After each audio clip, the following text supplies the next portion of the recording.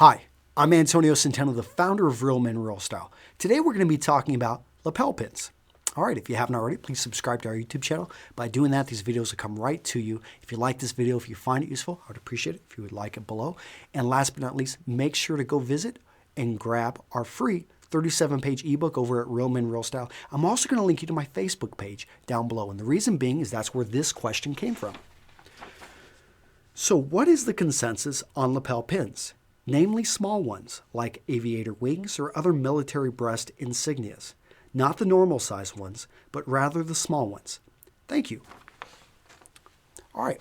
The gentleman that asked this, I looked a little bit of his profile. Looks like he was in the Navy.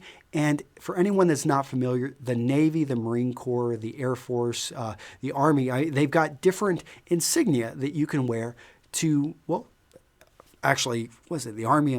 My brother's in the Army, but man, they got insignias for everything.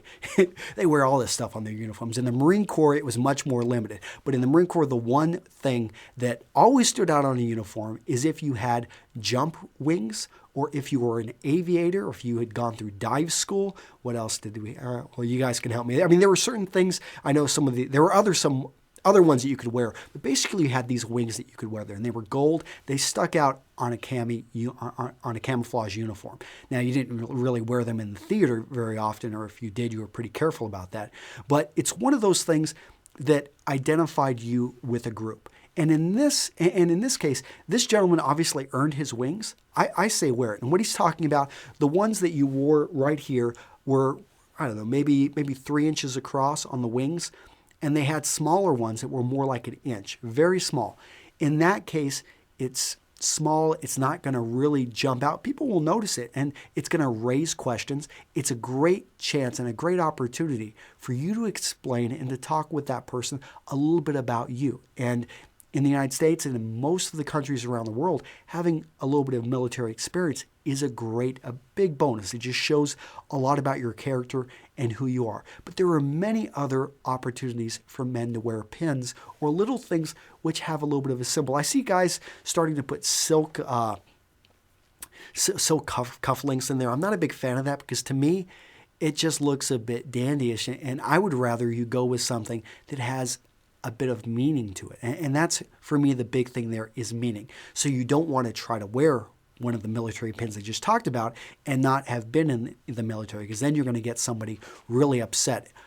Another place you see this, by the way, is in neckties. So neckties, it used to be that most of the ones you saw over in England, and still today, they depended on what branch or what unit you were with in the military, what clubs you went to or were a part of, what schools you went to. All of those schools, they all had their own tie.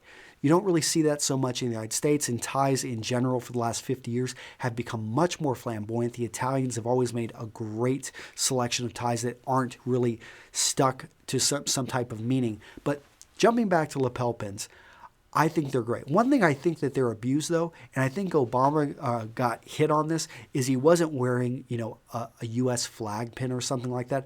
I think that's a bunch of BS. If you've got to wear a pin to show you're patriotic, or you feel that you have to wear one, then it's it's almost, the meaning has been perverted, in my opinion.